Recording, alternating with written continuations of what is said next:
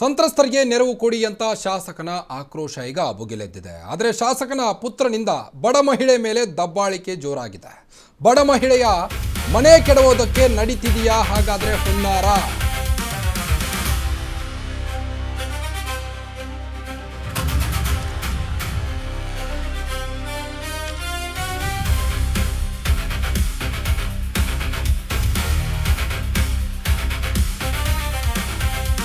ಬಡ ಮಹಿಳೆ ಮೇಲೆ ದಬ್ಬಾಳಿಕೆ ನಡೀತಿದೆಯಾ ಶಾಸಕನ ಪುತ್ರನಿಂದ? ಬಡ ಮಹಿಳೆಯ ಮನೆ ಕೆಡವುವುದಕ್ಕೆ ನಡೀತಿದೆಯಾ ಹಾಗಾದ್ರೆ ಹುನ್ನಾರ? ಶಾಸಕನ ಪುತ್ರ ನಿರ್ಮಿಸುತ್ತಿರುವಂತಹ ಲೇಔಟ್ನಿಂದ ದರೆ ಕುಸಿತವಾಗಿದೆ. ಮಾಜಿ ಗೃಹ ಸಚಿವ ಆರಗ ಜ್ಞಾನೇಂದ್ರ ಪುತ್ರ ಅಭಿನಂದನ್ ಈಗ ಮಹಿಳೆ ಮೇಲೆ ದಬ್ಬಾಳಿಕೆ ಮಾಡಿರುವ ಆರೋಪ ವ್ಯಕ್ತವಾಗ್ತಾ.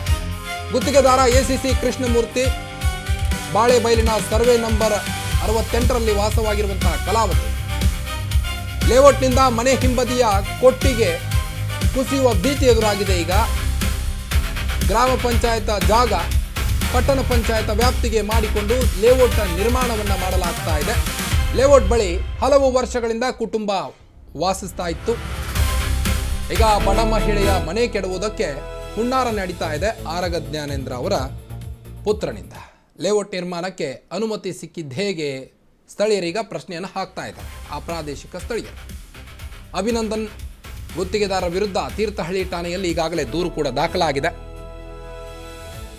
ಅಭಿನಂದನ್ ಗುತ್ತಿಗೆದಾರರ ವಿರುದ್ಧ ತೀರ್ಥಹಳ್ಳಿ ಠಾಣೆಯಲ್ಲಿ ದೂರು ದಾಖಲಾಗಿದ್ದು ಸ್ಥಳೀಯರೀಗ ಪ್ರಶ್ನೆ ಹಾಕ್ತಾ ಇದ್ದಾರೆ. ಆ ಬಡ ಮಹಿಳೆಯ ಮನೆ ಕೆಡುವುದಕ್ಕೆ ಹುನ್ನಾರ ನಡೀತಾ ಇದೆ ಅನ್ನೋದು ಒಂದು ಕಡೆ ಆರೋಪ ವ್ಯಕ್ತವಾಗ್ತಾ ಇದೆ. ಮತ್ತೊಂದು ಕಡೆ ತೀರ್ಥಹಳ್ಳಿಯಲ್ಲಿ ಶಾಸಕರ ಪುತ್ರನ ವಿರುದ್ಧ ಈಗ ಗಂಭೀರ ಆರೋಪ ಕೇಳಿ ಬರ್ತಾ ಇದೆ. ಆರಗ ಜ್ಞಾನೇಂದ್ರ ಅವರೇ, ಈ ಸಂತ್ರಸ್ತರ ಗೋಳು ನಿಮಗೆ ಕಾಣಿಸ್ತಿಲ್ವಾ? ರಾಜ್ಯ ಸರ್ಕಾರ ಸ್ಪಂದಿಸ್ತಿಲ್ಲ ಎಂದು ಬೊಬ್ಬೆ ಹೊಡಿತೀರಾ? ನಿಮ್ಮ ಮಗನ ಲೇಔಟ್ ಅಧ್ವಾನಗಳು ಕಾಣಿಸ್ತಿಲ್ವಾ ನಿಮಗೆ ಅನ್ನೋದು ಈಗ ಸದ್ಯದ ಪ್ರಶ್ನೆ, ಸ್ಥಳೀಯರ ಪ್ರಶ್ನೆ. ಲೇಔಟ್ ಬಳಿಯ ಸಂತ್ರಸ್ತರ ನೋವಿಗೆ ಸ್ಪಂದಿಸೋದ್ಯಾರು? ಅವರ ನೋವಿಗೆ ಸಾಥ್ ನೀಡೋರು ಯಾರು ಅನ್ನೋದು ಈಗ ಸ್ಥಳೀಯರ ಪ್ರಶ್ನೆಯಾಗಿದೆ.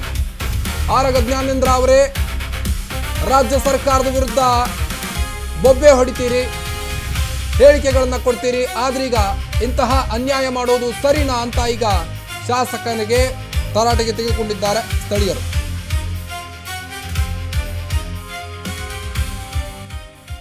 ಅದೇ ಅವ್ರಿಗೆ ಸಿಕ್ಕಿದೆ. ಇದೀಗ ಪಟ್ಟಣ ಪಂಚಾಯತಿಗೆ ತಗೊಂಡು ಅವ್ರು ಮಾಡ್ತಿದ್ದಾರೆ. ಯಾರು ಮಾಡ್ತಿದಾರೋ ಲೇಔಟ್ ಮಾಡೋರು. ಆದ್ರೆ ನಾವು ಒಂದೊಂದು ಗುಡಿಸ್ಲಿಗೆ ಶ್ರೀಮಂತರು ಅಂತಾರೆ ಮಾಡ್ತಾರೆ. ಅದ್ ಮಾಡ್ಬಾರ್ದು. ಇದು ಶ್ರೀಮಂತ ಸರ್ಕಾರ ಮಾಡಿದೆ ಅಂತ ನಾ ಹೇಳಲ್ಲ.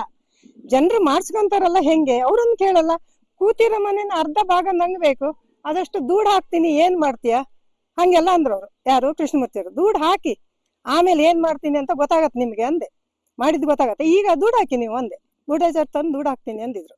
ಆ ಕೃಷ್ಣಮೂರ್ತಿ ಅವರು ಇದ್ದಾರೆ. ಅವರು ತಿನ್ನೋದು.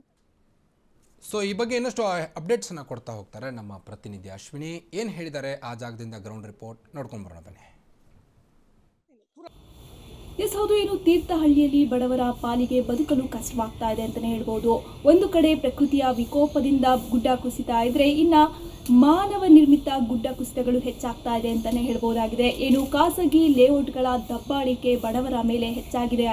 ಇದಕ್ಕೆ ಸೂಕ್ತ ಉದಾಹರಣೆ ಎಂಬಂತೆ ಇರೋದು ಮತ್ಯಾವುದೂ ಅಲ್ಲ, ಏನು ತೀರ್ಥಹಳ್ಳಿ ತಾಲೂಕಿನ ಏನು ಮುಳಬಾಗಿಲು ಗ್ರಾಮ ಪಂಚಾಯಿತಿ ವ್ಯಾಪ್ತಿಗೆ ಬರುವಂತಹ ಬಾಳೆಬೈಲು ಗ್ರಾಮದಲ್ಲಿರುವಂತಹ ಕಲಾವತಿಯವರ ಕುಟುಂಬ ಅಂತ ಹೇಳ್ಬೋದು. ಹಲವಾರು ವರ್ಷಗಳಿಂದ ಸೂರಿಲ್ಲದೆ ಇದ್ದ ಕಾರಣ ಆಶ್ರಯ ಯೋಜನೆ ಅಡಿ ಒಂದು ಸೂರನ್ನ ಕಟ್ಕೊಂಡಿರ್ತಾರೆ. ಅದು ಸರ್ವೆ ನಂಬರ್ 68ರಲ್ಲಿ ಏನು ಕಲಾವತಿ ಕುಟುಂಬ ವಾಸವಾಗಿರುತ್ತೆ. ಈ ಭಾಗದಲ್ಲಿ ಹಲವಾರು ಬಡವರು ವಾಸವಾಗಿದ್ದಾರೆ. ಅವರಿಗೆ ಇದರವರೆಗೂ ಹಕ್ಕುಪತ್ರ ಸಿಕ್ಕಿಲ್ಲ ಅಂತ ಹೇಳಲಾಗ್ತಾ ಇದೆ. ಹಕ್ಕುಪತ್ರಕ್ಕಾಗಿ ಹಕ್ಕುಪತ್ರ ಸಿಗದಿದ್ರೂ ಸಹ ಕಂದಾಯವನ್ನ ಕಟ್ಕೊಂಡು ಆ ಕುಟುಂಬಗಳು ಮುಂದಾಗಿದೆ. ಆದರೆ ಇವತ್ತು ಆ ಕುಟುಂಬಗಳು ಬದುಕೋದೇ ಕಷ್ಟ ಅನ್ನೋ ಸ್ಥಿತಿ ನಿರ್ಮಾಣ ಮಾಡಿರುವುದು ಖಾಸಗಿ ಲೇಔಟ್. ಏನು ಖಾಸಗಿ ಲೇಔಟ್ ಯಾರ್ದು ಅಲ್ಲ, ಆ ಭಾಗದ ಪ್ರಭಾವಿ ನಾಯಕರು ಹಾಗೂ ಪ್ರೆಸೆಂಟ್ ಶಾಸಕರು ಮಾಜಿ ಗೃಹ ಮಂತ್ರಿಗಳಾಗಿದ್ದಂತಹ ಆರಗ ಜ್ಞಾನೇಂದ್ರ ಅವರ ಪುತ್ರ ಅಭಿನಂದನ್ ಹಾಗೂ ಎಸಿಸಿ ಕೃಷ್ಣಮೂರ್ತಿ ಅವರ ವಿರುದ್ಧ ನೇರವಾಗಿ ಕಲಾವತಿಯವರ ಕುಟುಂಬ ಆರೋಪ ಮಾಡ್ತಾ ಇದೆ ಅಂತ ಹೇಳ್ಬೋದು. ಏನು ಶಾಸಕರ ಪುತ್ರ ಹಾಗೂ ಕೃಷ್ಣಮೂರ್ತಿ ಅವರ ನೇತೃತ್ವದಲ್ಲಿ ಏನು ಖಾಸಗಿ ಲೇಔಟ್ ಒಂದನ್ನು ನೂತನವಾಗಿ ನಿರ್ಮಾಣ ಮಾಡಲಾಗ್ತಾ ಇದೆ. ಈ ಲೇಔಟ್ಗಾಗಿ ಏನು ದರೆಯ ಮೇಲಿರುವಂತಹ ಕಲಾವತಿಯವರ ಮನೆಗೆ ಡ್ಯಾಮೇಜ್ ಆಗಿದೆ ಅಂತ ಹೇಳ್ಬೋದು. ಏನು ಅತಿಕ್ರಮಣ ಮಾಡಿಕೊಳ್ಳೋ ಬರದಲ್ಲಿ ಅವರ ಮನೆ ಕುಸಿತಾ ಇದೆ. ಅವರ ಮನೆ ಭಾಗದ ಹಿಂಬದಿಯಲ್ಲಿರುವಂತಹ ಕೊಟ್ಟಿಗೆ ಈಗಾಗಲೇ ಕುಸಿದಿದ್ದು ಮನೆಗೂ ಕೂಡ ಡ್ಯಾಮೇಜ್ ಆಗಿದೆ. ಇದೇ ರೀತಿ ಮುಂದುವರೆದ್ರೆ ನಾವು ಬದುಕು ಹೇಗೆ? ನಾವು ಬಡವರು ಬದುಕಕ್ಕೆ ಕುಡಿ, ನಾವೇನು ಆಸ್ತಿ ಕೇಳ್ತಾ ಇಲ್ಲ, ಏನು ಕೇಳ್ತಾ ಇಲ್ಲ, ಸೂರು ಕೇಳ್ತಾ ಇದ್ದೀವಿ ಅಂತ ಕೇಳಿದ್ರು ಕ್ಯಾರೆ ಅಂತ ಇಲ್ಲ. ಅಲ್ಲಿನ ಶಾಸಕರ ಪುತ್ರ ಆಗಿರ್ಬೋದು, ಲೇಔಟ್ ಗುತ್ತಿಗೆದಾರ ಯಾರಿದ್ದಾರೆ ಕೃಷ್ಣಮೂರ್ತಿಯವರಾಗಿರ್ಬೋದು, ಇವರ ವಿರುದ್ಧ ನೇರವಾಗಿ ಆರೋಪ ಮಾಡ್ತಾ ಇದ್ದಾರೆ, ಬಡವರಿಗೆ ಬದುಕಲು ಬಿಡ್ತಾ ಇಲ್ಲ ಅಂತ. ಇನ್ನು ವಿಷಯ ತಿಳಿದ ತಕ್ಷಣವೇ ಕಿಮ್ಮನೆ ರತ್ನಾಕರ್ ಅವರು ಕೂಡ, ಅಂದರೆ ಮಾಜಿ ಸಚಿವರಾಗಿರುವಂತಹ ಕಿಮ್ಮನೆ ರತ್ನಾಕರ್ ಅವರು ಕೂಡ ಇದರ ವಿರುದ್ಧ ಧ್ವನಿ ಎತ್ತಿದ್ದಾರೆ. ಇವತ್ತು ಇದರ ಪ್ರಯುಕ್ತವಾಗಿ ಪಾದಯಾತ್ರೆ ಅಂದರೆ ಕಲಾವತಿಯವರ ಮನೆಯಿಂದಲೇ ಪ್ರಾರಂಭ ಮಾಡ್ತಾ ಇದ್ದಾರೆ. ಆ ಸ್ಥಳೀಯ ಶಾಸಕರ ವಿರುದ್ಧವಾಗಿ ಕಿಮ್ಮನೆ ರತ್ನಾಕರ್ ಅವರು ಪಾದಯಾತ್ರೆಯನ್ನ ಸಹ ಕೈಗೊಂಡಿದ್ದಾರೆ.